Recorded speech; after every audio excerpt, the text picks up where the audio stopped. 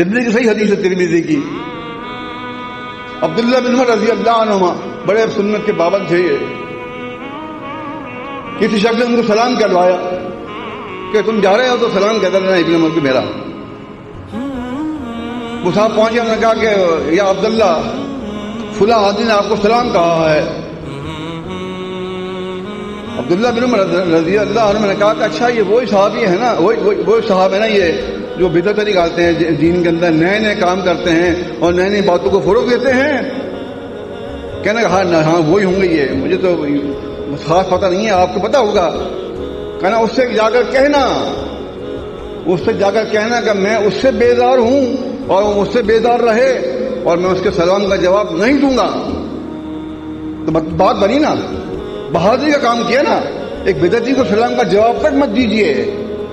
باقی کی حدیث حضرت حسن خانت کے ساتھ, جو آدمی بدعت کے اوپر کسی کے ساتھ تعاون کرتا ہے, بدعت کو جو پکڑتا ہے اس کے ساتھ تعاون کرتا ہے, گویا کہ اس نے اسلام کے منہدم کرنے میں مدد کی اس کے ساتھ. تو بدعتیوں کو تو آج کل دورہ ہے. آپ دیکھ لیں جو شریعت اسلام اللہ کے نبی صلی اللہ علیہ وسلم لے کر آئے تھے, تو کیا پاکستان میں اسی کا نفاذ ہے؟ کیا ڈیموکریسی کا نفاذ نہیں ہے؟ کیا جمہوریت نہیں چل رہی ہے؟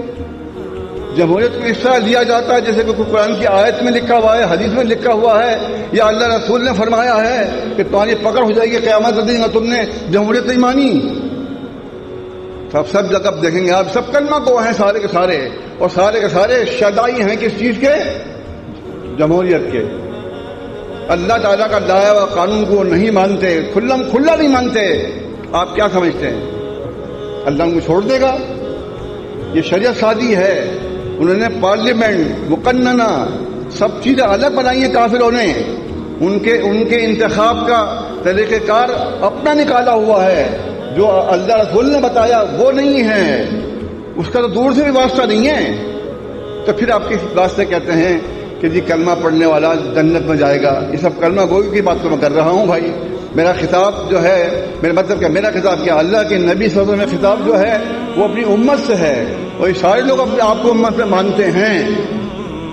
تو لہٰذا آپ دیکھیے کہ یہ اس غلط فہمی مت رہیے کہ ہم نے کلمہ پڑھ لیا ہے تو ہم جنت میں چلے جائیں گے. نہیں, کلمہ پڑھنے کے بعد عمل ضروری ہے.